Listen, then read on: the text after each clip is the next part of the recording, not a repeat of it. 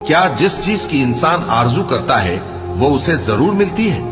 سو آخرت اور دنیا تو اللہ ہی کے ہاتھ میں ہے، اور آسمانوں میں بہت سے فرشتے ہیں جن کی سفارش کچھ بھی فائدہ نہیں دیتی مگر اس وقت کہ اللہ جس کے لیے چاہے اجازت بخشے اور سفارش پسند بھی کرے۔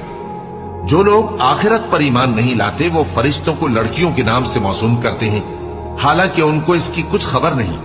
وہ صرف خیال و گمان پر چلتے ہیں، جبکہ خیال و گمان حق کے مقابلے میں کچھ کام نہیں آتا۔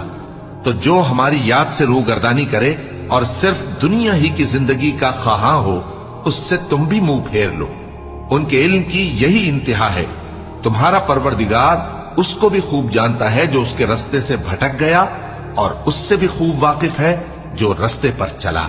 اور جو کچھ آسمانوں میں ہے اور جو کچھ زمین میں ہے سب اللہ ہی کا ہے، اور اس نے خلقت کو اس لیے پیدا کیا ہے کہ جن لوگوں نے برے کام کیے ان کو ان کے اعمال کا بدلہ دے۔